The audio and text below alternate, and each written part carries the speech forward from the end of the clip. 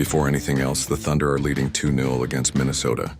In the second half, the Timberwolves often lose their composure. At halftime of Game 2, the score was 58-50, keeping Minnesota within striking distance. However, in the second half, their players get frustrated. Julius Randle suddenly disappeared in Game 2, scoring only 6 points with 5 rebounds and 5 assists, shooting 2 out of 11. At least they managed to retaliate against Scott Foster, who has been quite busy this playoffs, even getting hit in the face. McDaniels also showed frustration when he abruptly pushed SGA, resulting in a flagrant foul. McDaniels claimed he only wanted to foul SGA because he had fouls to spare.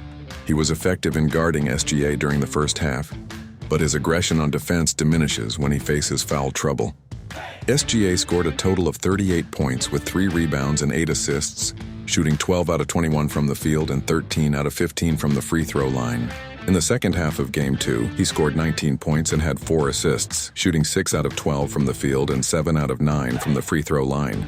A Knicks vs. Thunder finals could be interesting, with SGA facing off against Bronson, potentially confusing the referees. Minnesota's coach Chris Finch admitted the team often gets frustrated against the Oklahoma City Thunder due to foul calls, and they struggle to contain SGA. Out of Minnesota's 20 fouls, 14 were drawn by SGA, with 11 deemed legitimate and the rest marginal. Minnesota's foul issues are exacerbated by Edwards, who has become public enemy number 1 for the officials.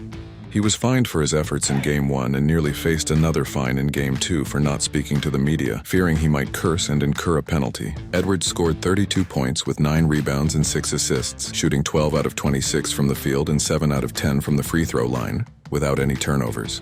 Minnesota's bench scoring was effective as well. Fouls on SGA are just one problem for Minnesota.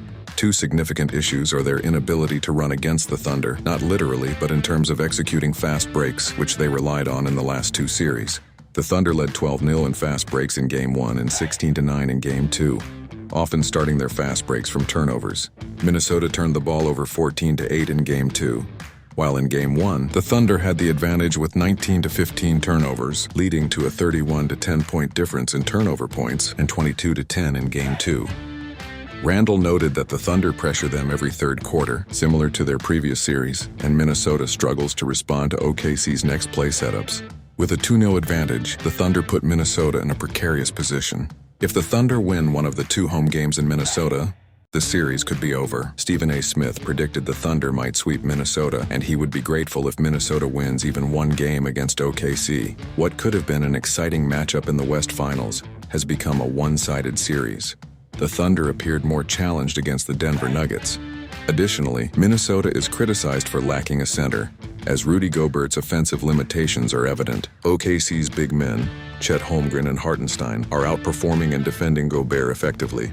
Gobert averages just 3 points and 6 rebounds per game in the series against the Thunder, lacking lateral quickness and versatility, allowing Holmgren to dominate him in the paint.